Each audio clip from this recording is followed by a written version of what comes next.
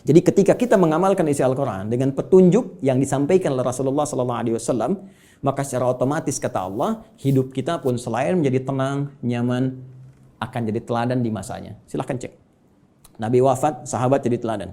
Sahabat wafat, tabi'in jadi teladan.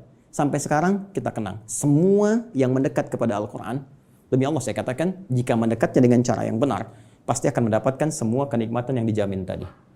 Sekarang bagian terakhirnya, mohon izin dengan cepat sekali, bagian terakhirnya. Bagaimana kita mengeluarkan petunjuk Al-Quran ini? Sehingga menjadi pedoman dalam kehidupan.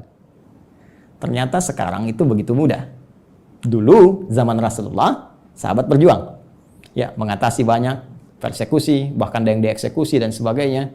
Bahkan belum ada media seperti sekarang, ya. Ada yang tinggal ngeklik saja keluar informasinya dan sebagainya. Tadi Ustaz Amir Faisal sudah menyampaikan, ya. Perjuangannya sangat berat. Tapi yang paling menarik, ternyata dari perjuangan yang sangat berat dan dahsyat itu yang terwariskan pada generasi setelahnya. Zaman sahabat banyak menghafal, mengajarkan, menyebar, tabi'in menghafal dan seterusnya. Itu membawa manfaat yang besar bagi kehidupan kita. Karena semua detil penjelasan dari Al-Quran ini ternyata sudah dirinci langsung selama kurang lebih 23 tahun melalui seluruh keterangan yang melekat pada Rasulullah SAW. Baik tadi perkataannya, perbuatannya, tindakannya, sifat, sikap, dan segala bahkan diamnya disebut dengan takrir. Ya, semua yang melekat pada Rasulullah disebut dengan hadis. Jika dipraktikkan dalam kehidupan, jadi jalan kehidupan disebut dengan sunnah. Maka di sini kita mengenal istilah Al-Quran, kemudian sunnah untuk tafsiran segala pedoman hidup yang dipraktikkan dalam kehidupan. Maka teman-teman sekalian, kalau kita rinci penjelasan ini dengan menggabungkan dua saja, menurut langsung perintah Allah Subhanahu wa taala, Al-Quran dan As-Sunnah, kita akan temukan detil pedoman kehidupan kita di sini keseluruhannya. Kalau tidak percaya, sekarang mari kita cek. Ya. Ini sudah kita pahami. Gambaran pedoman kehidupan umumnya. Detailnya ada di sini. Tadi saya katakan, semua pedoman ini yang terkait dengan keterangan Nabi SAW, kemudian diwariskan pada sahabat, sahabat mengajarkan pada tabi'in, di masa-masa setelahnya, selain ada yang menghafal, ada juga yang menuliskannya. Dan tulisan ini sampai kepada kita, dikenal dengan kitab-kitab hadis. Ya, atau kitab-kitab sunnah, kutubus sunnah atau kutubul hadis. Banyak orang mempersepsikan bahwa kitab-kitab ini hanya bacaan semata. Kalau kita gali lagi, itu Masya Allah. Ya, sampai hari ini saya begitu mengagumi para ulama hadis itu ternyata bukan sekedar mengumpulkan segala yang terkait dengan Nabi, tapi mereka sekaligus menyusun itu semua sebagai pedoman kehidupan untuk kita. Dan dibuat bab-bab sesuai dengan apa yang akan kita jalani dalam kehidupan. Ya. Saya beri contoh misal, yang paling populer, ya Sahih Al-Bukhari. Ya, Sahih Al-Bukhari itu kan nama aslinya, masih ingat? Ya, Al-Jami' As-Sahih Al-Musnad Al-Mukhtasar min umuri Rasulillah sallallahu alaihi wasallam wa sunanihi wa ayyamihi. Ya, coba ulangi. Al-Jami' As-Sahih. Ya, kitab hadis kan umumnya ada 4 kan? Ya, ada Jami', ada Sunan, ada Musnad, ada Mu'jam kan? Ya, dan setiap penamaan ini ada makna. Al-Jami' itu kumpulan yang komprehensif. Umum, sifatnya masih luas, ya, mencakup segala aneka kegiatan. Baik, kalau sudah sunan, itu kitab fikih, ya, hadis yang disusun dengan urutan fikih. Jadi kitab hadis disusun dengan urutan fikih. Sunan Abu Daud, fikih, bab taharah, seterusnya sampai dengan selesai. Taharah, salat, puasa, dan seterusnya. Ya, Musnad disusun berdasar periwayatnya. Anda ingin belajar berapa hadis dari Sayyidah Aisyah, pengen seperti Sayyidah Aisyah, keluarkan dari Musnad Sayyidah Aisyah. Ya, tadi ingin belajar anaknya pintar, keluarkan misalnya Musnadnya Ibnu Abbas radhiyallahu taala anhuma. Mu'jam berdasar urutannya, Mu'jam At-Tabrani misalnya, ya. Baik, tapi ketika kita baca Al-Jami' secara umum, ya, tuntunan kehidupan dari mulai bangun tidur sampai dengan tidur kembali. Al-Jami' kata Imam Al-Bukhari, Al-Jami' saya susun kitab ini dengan materi yang cukup luas, tuntunan kehidupan yang bersumber dari Nabi. As-Sahih, isinya sahih semua, saya pastikan saya cari. Ya, Al-Musnad tersusun sanadnya sampai ke Rasul. Si A, si B, si C disebutkan sampai ke Nabi. Al-Mukhtasar isinya enggak bertele-tele, langsung kepada esensinya. Ini keterangan dari nabinya, kalau butuh penjelasan saya jelaskan sedikit. Min umuri Rasulullah sallallahu alaihi wasallam. Saya tuliskan di sini terkait dengan seluruh kegiatan Rasulullah yang bisa saya dapatkan dan saya tuliskan. Karena nanti yang tak mampu Imam Al-Bukhari sampaikan, nanti Imam Muslim datang melengkapi. Ya, sehingga disebut sahihain.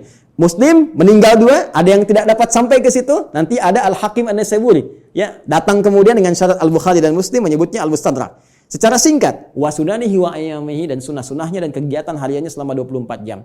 Teman-teman, pernahkah membuka Sahih Al-Bukhari dan kita lihat ternyata di situ ada 97 pembahasan. 97 kitab. Kalau bahasa kita sekarang bab, dinamakan kitab, di bawah kitab ada bab lagi. Dari 97 bagian ini, itu ternyata ini petunjuk kehidupan kita. Penjelas dari apa yang Allah sampaikan melalui Rasulullah SAW. Ya, setelah kita Badul Wahyi menetapkan risalah Nabi Muhammad SAW, bagaimana ciri-ciri seorang Nabi, seorang Rasul, supaya nanti tidak ada yang ngeklaim di kemudian hari, ada Nabi baru, Rasul baru. Ya, dijelaskan. Orang kalau baca Sahih Al-Bukhari, kitab pertama selesai. Sudah, nggak akan ada lagi ketika ada info ini ada Nabi baru, sudah lewat tuh. La Nabi ya ba'di. Ya, ini kan yang aneh begini. Kalau ada ngaku Nabi itu nggak aneh. Karena Nabi sudah mewanti-wanti, la Nabi ya ba'di. Nanti kelak akan ada ngaku Nabi. Ya, kalau ada begitu, langsung tolak aja, nggak ada Nabi setelah Rasulullah. Ya, ya. Jadi kalau ada yang ngaku, itu nggak usah aneh. Yang aneh itu setiap ada yang ngaku, ada pengikutnya. Itu masalahnya. Ya. Jadi kalau kita belajar bab pertama selesai, menetapkan risalah Nabi, ya, dan ini pun dahsyat. Di antara maksudnya untuk memberikan kekuatan argumentasi bahwa semua keterangan ini disampaikan oleh seorang yang mendapatkan risalah langsung dari Allah, yaitu Nabi. Buktinya begini. Dan Kitabul Iman ada 57 hadis. Anda sering bertanya, iman saya sering naik turun, kayak lift. Ya, kalau naik saya semangat ibadah, kalau turun jangankan salat sunnah, salat wajib kadang-kadang juga ada rasa malas. Bagaimana men-charge itu semua supaya semangat lagi? Kitabul Iman. Kitabul Ilmi, ya, Ustaz Amir Faisal, putranya mau belajar melanjutkan ke Mesir, ya, dan teman-teman yang lain, ada Kitabul Ilmi setelahnya.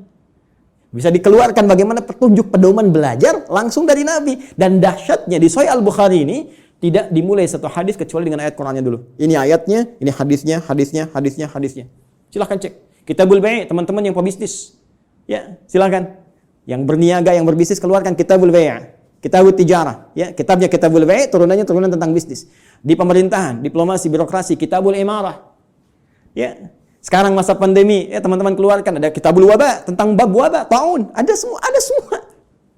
Dan kalau kita jeli lihat lagi, demi Allah saya katakan, hanya di Islam yang semua tuntunan kehidupan dari bangun tidur sampai tidur lagi ada pedomannya. Silahkan cek. Ya, bangun tidur ada doanya. Silahkan cek. Bandingkan dengan keyakinan manapun. Cuma di Islam. Ini kita dalam konteks ilmiah ya, sedang berargumentasi. Jadi kalau nanti di soal kita berargumentasi. Ya, jangan diadukan, tapi kita didiskusikan. Ya, baik. Sekarang lihat, bangun tidur ada doanya. Ya, dan doa itu jangan salah. Doa itu bukan kalimat formalitas yang kita ucapkan untuk menjadikan sesuatu hanya sebagai ibadah semata. Bukan hanya itu. Tapi isi doa itu pedoman bagaimana kita menjalaninya. Bangun tidur apa yang harus dilakukan? Ya, buka misalnya di Abu Daud. Nomor hadis 1367 dari Ibnu Abbas radhiyallahu taala anhuma ketika menginap di rumah Sayyidah Maimunah radhiyallahu taala anha. Beliau menyimak Nabi bagaimana Nabi bangun di malam hari untuk mengikuti salat malamnya.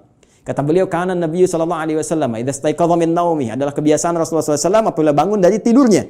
Fajalasa, beliau duduk sebentar. Famasaha biyadihi min athari naumi, kemudian menghilangkan bekas ngantuk dengan tangan yang beliau duga bersih. Ya, jadi dihilangkan dulu. Jadi bukan langsung baca doa saat ngantuk begini. Bangun jam 3:30 masih ngantuk begini. Ketika sadar lagi jam 6 udah hilangkan lu ngantuknya. Baru setelah itu faqara akhirah khawatim surah Ali Imran, membaca 10 ayat terakhir surah Ali Imran, baru baca doa. Alhamdulillahilladzi ahyana ba'da ma amatana wa ilaihin nusyur. Ditegaskan lagi nanti di Al-Bukhari itu nomor hadis 181 nanti, ya. Oleh siapa? Mu'adz bin Jabal, ya, dan Jundub bin Junadah. Nanti menyampaikan risalah hadis terkait doa bangun tidur. Bukankah isi doa bangun tidur itu pedoman kehidupan? Silahkan cek lagi.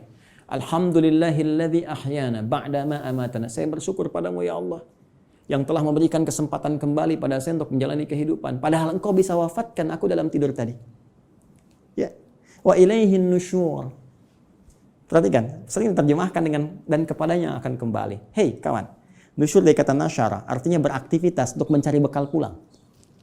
Ya, Anda menyebar. Yang dari Makassar, dari Sumatera, dari Papua, dari Kalimantan bisa datang ke Jakarta untuk mencari bekal supaya bisa mudik pulang.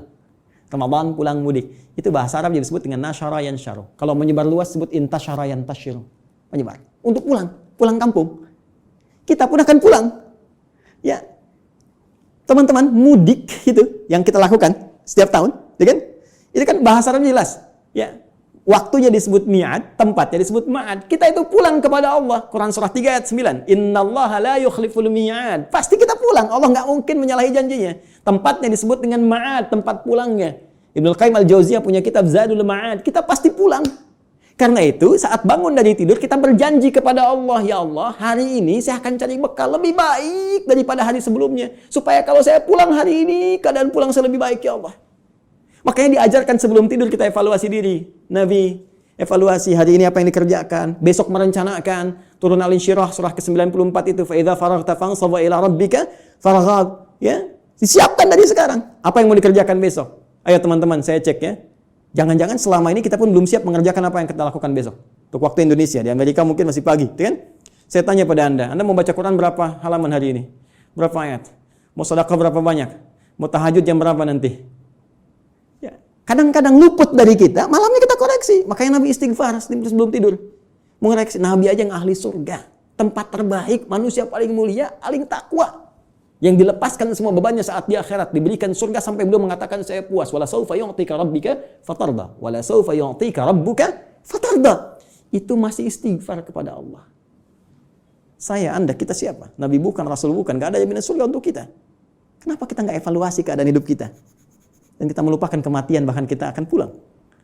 Pernahkah kita terbayang bahwa saat malam nanti tertidur, mungkin itu kehidupan kita yang terakhir untuk kita kembali? Karena itu kita siapkan, kalau saya besok bangun lagi, ya Allah, saya ingin sholat saya lebih baik daripada sebelumnya. Saya ingin jamaah nanti jam sekian. Ya Allah, saya ingin sedekah besok. Ya Allah, saya ingin baca Al-Quran. Supaya kalau saya meninggal pada saat itu. Dan karena itu, ajal dirahasiakan. Supaya kita siap kapan pun pulang. Karena itu jangan coba-coba ketika Anda terpikir berbuat maksiat, bayangkan seketika wafat. Maka dari itu Anda berjanji saat bangun, saya akan jadi orang lebih baik dibandingkan dengan hari yang kemarin. Itulah sebabnya muncul mahfuzat. Ini bukan hadis ya. Orang yang hari ini ya lebih baik daripada hari kemarin, orang yang beruntung, ya kan? Orang yang sama dengan yang kemarin, orang yang rugi. Orang yang lebih buruk daripada kemarin, orang binasa. Itu mahfuzat, terambil dari nilai hadis tadi. Itu baru bangun tidur. Silahkan cek. Mau makan ada doanya, mau minum ada doanya, berpakaian ada doanya, masuk toilet pun urusan yang sederhana ada doanya. Bahkan langkah kakinya diatur, masuk kiri keluar kanan. Beda dengan masjid, masuk kanan keluar kiri, doanya berbeda. Bangun tidur sampai tidur lagi, pedomannya lengkap semua. Pertanyaan saya, dari sekian banyak kebaikan yang telah Allah tampilkan kepada kita, berapa yang telah kita keluarkan dalam kehidupan? Saya punya dugaan yang kuat, jangan-jangan persoalan kehidupan di muka bumi ini tak mampu kita tuntaskan, bukan karena kita nggak pintar. Mohon maaf, bukan karena kurang gelar. S1, S2, S3, sampai dapat gelar, misalnya pengajaran tertinggi, profesor, dan sebagainya. Bukan karena kurang harta. Tapi mungkin Anda kurang dekat dengan Allah. Kita kurang baca pedomannya. Kurang takwa. Semua kesimpulannya mengerucut kepada takwa. Takwa membangun kedekatan yang paripurna dengan Allah. Karena itu banyak ibadah diarahkan kepada takwa. Puasa la'allakum tattaqun. Salat dibuka dengan takwa. Hudal lil muttaqin alladzina yu'minuna bil ghaibi wa yuqimunas shalah. Haji takwa. Wa tazawwadu fa inna khairaz zadi taqwa. Wa may yattaqillaha yaj'al lahu makhraja wa yarzuqhu min haitsu la yahtasib. Itu puncaknya. Siapa yang mampu mendekatkan diri kepada Allah Subhanahu wa taala dengan takwanya, dengan menjalankan semua isi pedoman-pedoman yang Allah turunkan, maka Allah akan lepaskan dari semua kesulitan hidup, bahkan mengirimkan rezeki dari sisi yang tidak dia duga. Inilah pedoman kehidupan kita, inilah Al-Quran, dan inilah jalan yang tidak mungkin kita hindari, karena ini satu-satunya pedoman yang bisa mengantarkan pada kenikmatan di 3 alam. Dunia, alam kubur, sampai akhirat. Terakhir, sebagai penutup, teman-teman sekalian, saking dahsyatnya Al-Quran ini, Allah ingin membuktikan kepada kita kebenarannya. Al-Quran tidak diturunkan di Romawi yang sudah maju pada saat itu. Bukan di Persia yang sudah punya kekaisaran yang dahsyat. Ya, kalau sekarang diibaratkan Amerika misalnya, Soviet, atau sekarang jadi Rusia dan seterusnya, atau Cina bahkan, kan? Tidak turun di Romawi, tidak turun di Persia. Tapi Allah turunkan di tempat yang paling jauh dari segala titik kemuliaan. Tidak kenal segala titik kebaikan-kebaikan. Ilmu pengetahuan jangan diharapkan tumbuh. Ya, dengan sempurna, dengan baik. Jauh tertinggal. Karena itu disebut dengan jahiliyah. Menggabungkan nama bahkan dengan sifatnya. Tapi tahukah Anda? Ketika Al-Quran diturunkan di umat jahiliyah itu bisa mentransformasikan mereka berubah menjadi khairu ummah. Sampai turunnya Quran surah ketiga ayat 110 itu. Paling kiri sebelah atas di mushaf. Kuntum khairu ummah. Silahkan Anda cek. Semua yang belajar dari Nabi, dari 40 orang fase Mekah, sampai menyebar ke Madinah, sampai bertebaran ke seluruh muka bumi, tidak pernah ada satupun sahabat Nabi membawa risalah Al-Quran, kecuali membawa kesuksesan dan misi terbaik kemakmuran di muka bumi. Silahkan cek. Nabi sampai selesai tugas di Madinah punya 12.000 sahabat. Punya 38 panglima, dari 12.000 itu. Kekuatan satu panglimanya bisa menaklukkan Persia dan Romawi. Ya, bisa mengalahkan segala jenis racun. Setiap satu sahabat ekspedisi menjadikan Islam terbawa dengan warna yang sangat indah, diterima bahkan tanpa kecamuk peperangan yang berarti. Amr bin As ekspedisi dari Afrika Utara sampai dengan ke Syam. Sekarang cek, Mesir, Libya, Tunisia, Maroko, Aljazair sampai dengan ke Syam. 4 negara sekarang. Ya, Lebanon, Palestina, kemudian Yordania, kemudian Syria. Silahkan cek, Muslim yang baik. Sa'ad bin Abi Waqqas, ya, waktu ikut ekspedisi mau ke Cina, singgah di Baros, 414 km dari kota Medan. Jadinya Nusantara.